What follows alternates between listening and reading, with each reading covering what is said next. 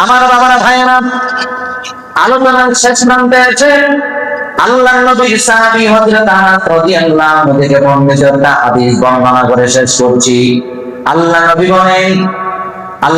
বলেন আমি একদিন মসজিদে বসলাম, একজন গরীব সাহাবী আমার কাছে এসে বলে, হুজুর আমি অত্যন্ত অভাবী, আপনি আমাদের সাহায্য করুন, আমি আপনার কাছে ভিক্ষার জন্য হাত পাচ্ছি। আল্লাহ নবী তাকে সাহায্য করলেন। এইবারে একবার আল্লাহ নবী বলে, তুমি বসো, তুমি যে বারবার আমার কাছে আসো, আমি তোমাকে দিতে রাজি, কিন্তু তোমার কিছু প্রশ্ন করতে চাই। তোমার কেন ভিক্ষা করতে হয়?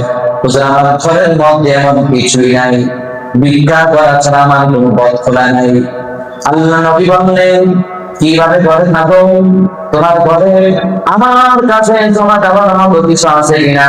সঙ্গে সঙ্গে বললেন, হুজুর একটা কম্বল আছে। কয়টা? এই কম্বলের অর্ধেকটা নিচে বিছাই, স্বামী স্ত্রী দুইজন এই কম্বলের মধ্যে আমরা শুই, আর বাকি অর্ধেকটা আমরা আমাদের গায়ের উপরে দেই। অর্ধেকটা দেই আমরা পিঠের নিচে, আর অর্ধেকটা গায়ের মধ্যে দেই। এক কম্বল দুই ভাগ করে রাত্রি যাপন করি। ঘরের মধ্যে আর কি আছে? ও পানি পান করার জন্য গ্লাস নাই, জগ নাই, একটা পিয়ালা আছে। ওই পেয়ালার মধ্যে খাবার নেই, এই পেয়ালার মধ্যে পানি নেই। একটা পেয়ালা আর একটা কম্বল, রাত্রে ঘুমানোর জন্য, বিছানোর জন্য, গায়ে দেওয়ার জন্য একটা কম্বল, আর পানি পান করার জন্য একটা পেয়ালা মাত্র।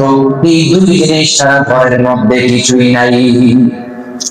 আল্লাহ নবী বললেন, এই দুইটা জিনিস আমার কাছে নিয়ে আসো।